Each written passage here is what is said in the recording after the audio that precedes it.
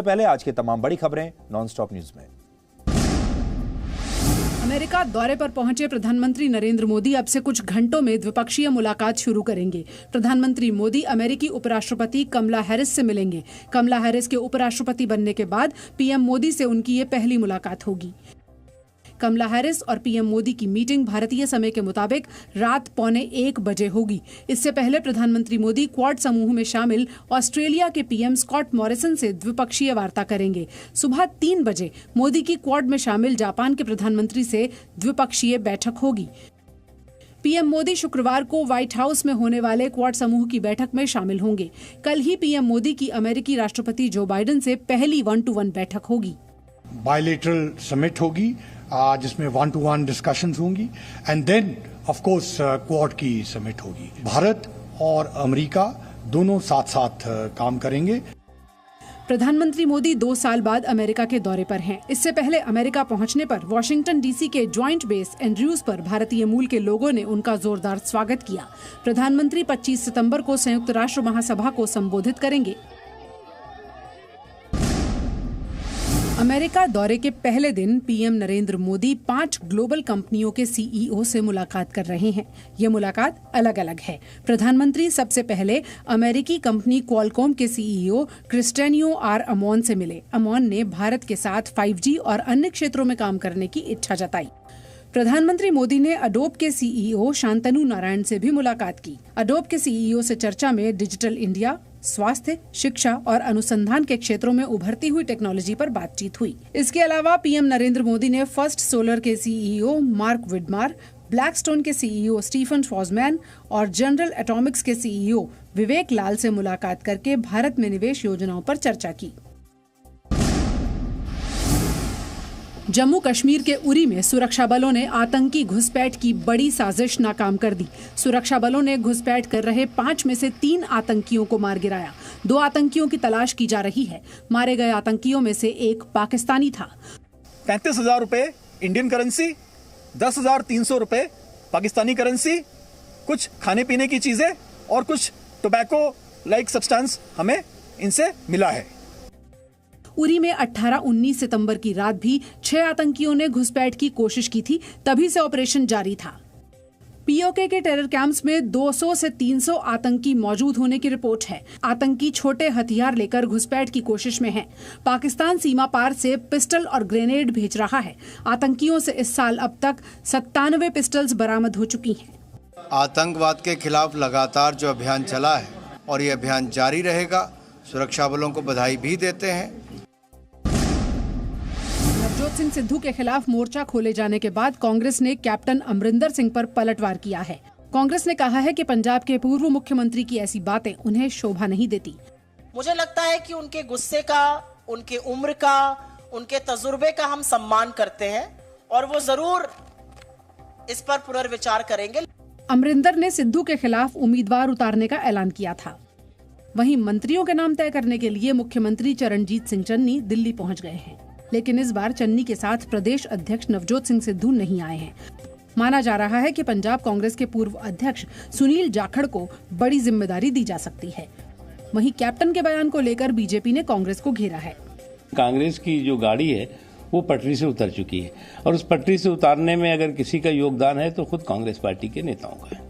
इस बीच पंजाब कांग्रेस के अध्यक्ष नवजोत सिंह सिद्धू के एक और सलाहकार प्यारे लाल गर्ग ने इस्तीफा दे दिया है। कोरोना से लड़ाई में अच्छी खबर है। देश के 6 राज्यों के 100% लोगों को वैक्सीन की पहली डोज लग चुकी है, जबकि 4 राज्यों में 90% लोगों को वैक्सीन की पहली डोज मिल चुकी है।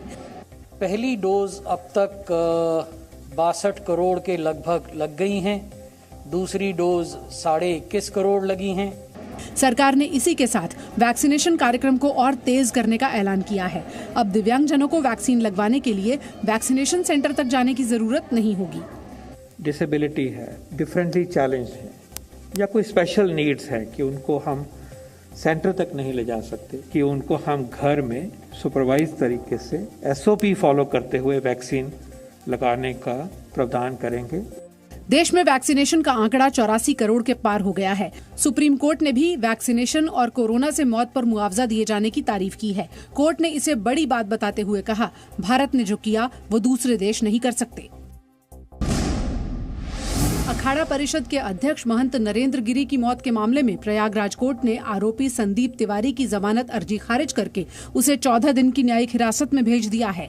पुलिस से पूछताछ में संदीप तिवारी ने खुद को बेगुनाह बताते हुए कहा है कि आनंद गिरी का करीबी होने की वजह से महंत नरेंद्र गिरी उससे नाराज थे। उन्होंने उसके मठ और मंदिर में आने पर रोक लगा दी थी। कल महंत नरेंद्र गिरी को भू समाधि दी गई थी। यूपी सरकार कल ही मामले की सीबीआई जांच के लिए सिफारिश कर चुकी है।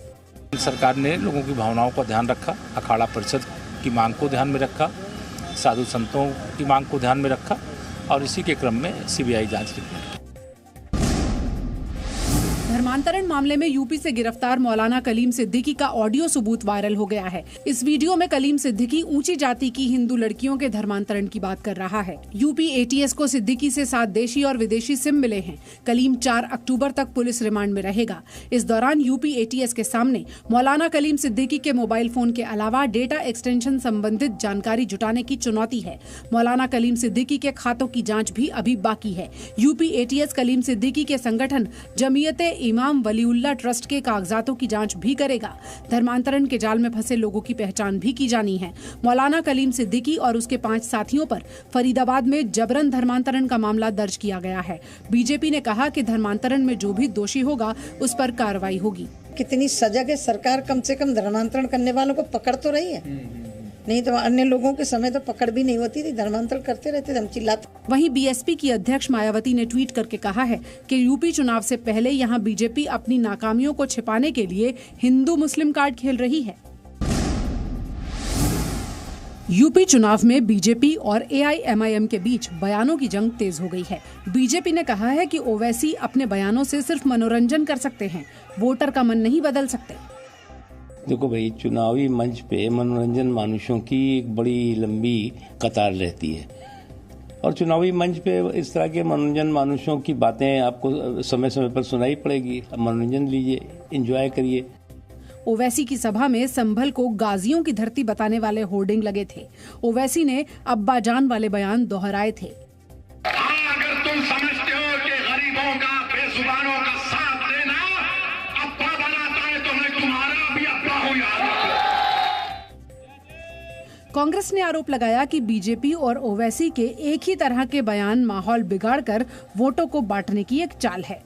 ओवैसी भारतीय जनता पार्टी की बी टीम है, उसके अलावा कुछ नहीं है। जहां भी ये जाते हैं भारतीय जनता पार्टी को लाभ पहुंचाने के इरादे से जाते हैं। धनबाद में जज उत्तम आनंद की मौत दुर्घटना नहीं थी, उन्हें ऑटो से जानबूझकर टक्कर मारी गई थी। झारखंड हाईकोर्ट में आज सीबीआई के जॉइंट डायरेक्टर ने यही पक्ष रखा।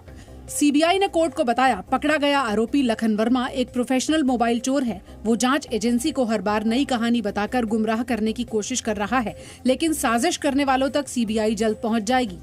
28 जुलाई की सुबह जज उत्तम आनंद को जॉगिंग करते वक्त धनबाद के रणधीर वर्मा चौक पर ऑटो रिक्शा ने टक्कर मारी थी।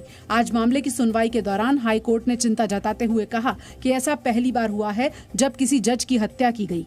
न्याय व्यवस्था के लिए दोषियों तक पहुंचना जरूरी है।